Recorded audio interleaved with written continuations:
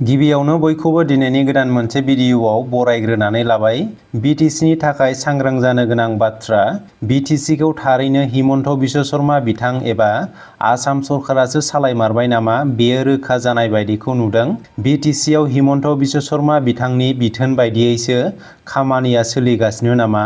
गिबि मन्थ्रि हिमन्त बिश्व शर्मा बिथांनि बिथोन बायदियै BTCआव BJPनि दैदेनगिरिफोरखौबो BTCनि मोनफ्रोमबो जिल्लाफोराव लेन्ड एडभाइजरि बर्ड, ST बर्ड आरो CSBनि मेम्बार हिसाबै थिसननाय जासिगोन। बेयो थारैनो साननो गोनां बाथ्रा।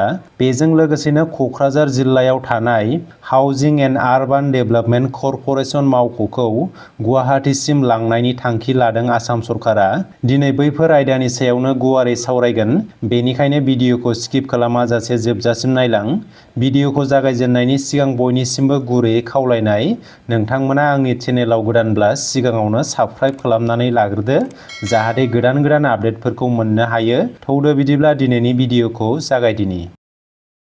BTCआव दायो आसाम सरकारनि बिथोन बायदियैसो खामानि सोलिनायखौ नुनो मोननाय जादों। BTCआ आसाम सरकारजों सालायजानाया BTCनि थाखाय मोजां इसारा नङा। फैबाय थानाय समाव BTCनि राजखान्थि फोथाराव BJPआ साग्लोबसिगोन बायदिखौ नुहुरदों। दा बेनि गेजेरावनो हाग्रामा महिलारि बिथाङा मोनसे गोनांथार बाथ्रा फोसावनानै होदों दि हिमन्त बिश्व शर्मा बिथांनि बिथोन बायदियै BTCनि मोनफ्रोमबो जिल्ला आरो साब डिभिजनफोराव लेन्ड एडभाइजरि बर्ड, ST बर्ड आरो CSBआव BJPनि साफा सोद्रोमाफोरखौ थिसननाय जासिगोन। दा बेखौ नोजोर बोयोब्ला बुजिनो हायो BJPआ BTCआव गुबुन बिफानफोराव जायगा आवग्रिनानै BTCखौ सालायनो थांखि लाबाय। दा BTCनि लेन्ड एडभाइजरि बर्ड आरो CSBआव BJPनि साफा सोद्रोमाखौ थिसननाय माने BTCआव BJP दोलोजों एबा आसाम सरकारजों सावरायालासे जेबो खामानि मावनो हानाय नङा बायदिखौ नुहुरदों। बेयो थारैनो साननो गोनां बाथ्रा। BJPनि थांखियानो जादों BTCआव थागिबि नङै सुबुंफोरनो हानि मोनथाय होनानै फैबाय थानाय समाव BTCखौ दखल खालामनाय। BTCखौ BJPआ दखल खालामनाय माने गासै आसामानो BJPनि सिङाव थांनाय।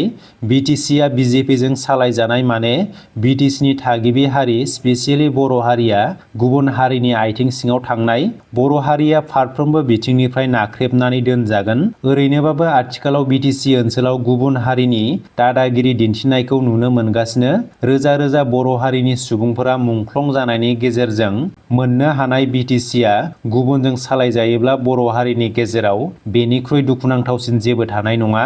BPF दोलोआ सा 28 जन MCLA देरहानायनि उनावबो BTCआव हारसिङै सरकार दानो हायैया बेयो आसाम सरकारनिनो मोनसे सोलो होननानै बुंनांगोन, जेराव BJPखौ लाफानानै सरकार दानो गोनां जादों।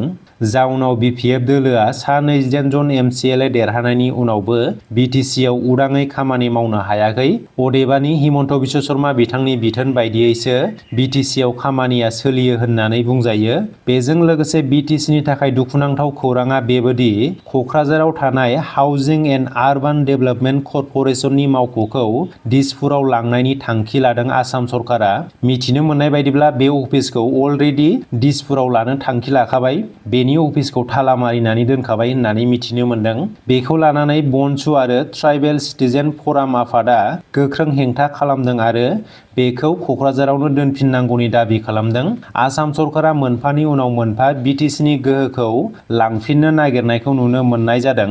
थांनाय 5 बोसोर UPPL दोलोआ BTCखौ सालायनाय समाव BTCनि गोबां बिफान एबा डिपार्टमेन्टफोरखौ लांफिननायनि गोबां अजद थिखांदोंमोन।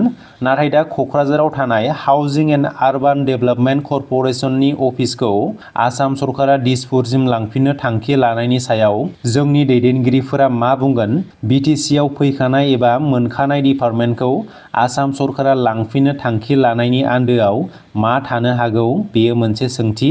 बेनि थाखाय जोंनि BTCनि दैदेनगिरि बिथांमोना सांग्रां आरो खौसे जानो रोङाब्ला BTCआ BJPनि आखायाव थांसिगोना रोखा। बेनि सायाव नोंथांमोना मा सानो? कमेन्ट सेक्सननि गेजेरजों फोरमायहरदो। दिनैनि भिडिअआ एसेनोसै। लोगो मोनफिनगोन गुबुन मोनसे भिडिअआवहाय। गोजोन्थों।